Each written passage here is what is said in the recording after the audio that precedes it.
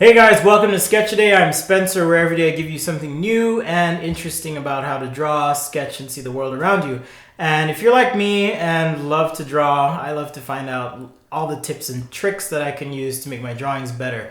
And I want to share with you a little tip for your quick sketches that'll help you bring some life to your ideas in a very simple way. And all we're going to use today is a pen. So grab a Sharpie, a marker, pen, ballpoint pen, whatever you have, and use that. If you're using a digital sketching package or tool like an iPad Pro or Sketch or a Surface Pro, that's totally cool. These techniques apply just as well. So one of the biggest challenges with drawing is that you're limited in working in a two-dimensional medium. So some of the tools that we use as artists are, of course, perspective, color, saturation, for example. Things further away are less saturated in color. We'll get to that in another demo sometime. But one thing I want to show you is how to bring some life to simple form on paper. So, for example, it would be easy for me to draw just an outline like this, and you might think, oh, that's just a simple shape on paper. But when I add these lines to it, it creates a symbol, which means, hey, box in perspective. And this box in perspective now represents a certain volume. Well, these lines in the inside are secondary to the outside lines. And one way that we give hierarchy is by applying line weight. So you can apply line weight to your drawings. Oh, made a mistake there. To immediately give some depth to your sketch. Pretty simple but powerful tool. And that's an example of perspective. Well, what if you're drawing something that's a little bit more organic, say this blob shape here, and right now it just looks like a shape. I have no idea if this is an outline that I'm trying to just color in or if I'm trying to represent a three-dimensional form. Well, one of the cool things you can do is do what's called a contour line.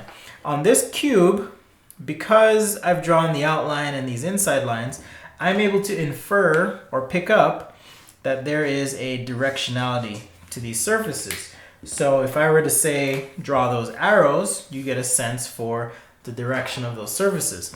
Also, if I draw these two blue lines on the surface, they now communicate, hey, here's the direction of these planes that make up that surface. And we can do something similar if we're dealing with an organic shape, or really any shape, period. So what I'm going to do here is start and draw a line across this shape, something like that. And so now what I'm communicating is, hey, this thing is actually pushing out in this direction right here and pushing in on this shape right here and pushing out again. So there's some quick communication about the form. I can do the same thing, come the other direction. All right. So now I'm saying, hey, you're pushed in right here, you're pushed out right here, and pushed out right here. Pretty simple. But the awesome part about this process is really, I just used one, let's just do this outline so you can see again. And I'm using a Faber-Castell brush pen in case you're wondering. So there's my outline. So that's one line. And I have one contour line here, so that's my second line, and my third line right over here. And I didn't have to use any markers, I didn't have to use any pencil, but my point is that with some simple tools, you can really communicate form. So we've got outline, we've got our secondary lines, and we've got contour lines that we can use. Let's try another example.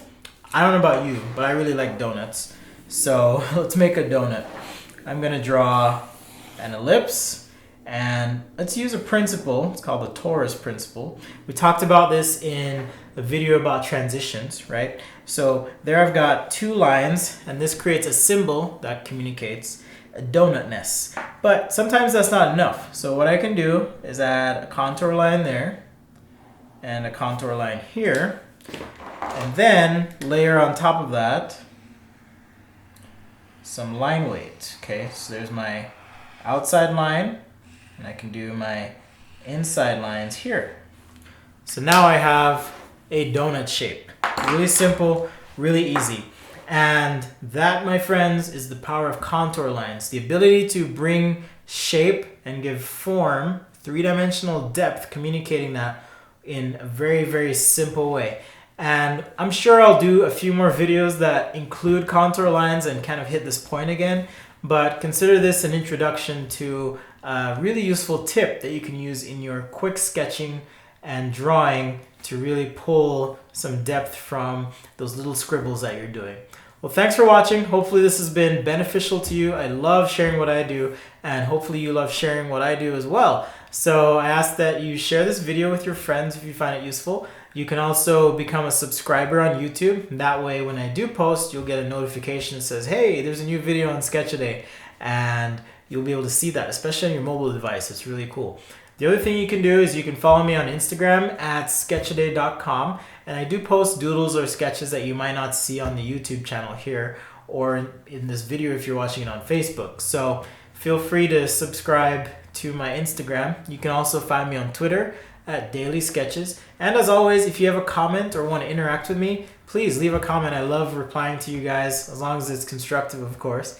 And I totally accept and love feedback. So if the audio sucks or if you hate the studio, feel free to leave that and I'll see what I can do. Well, thanks again for watching, and hopefully you had as much fun as I did, and we'll see you next time right here on Sketchaday.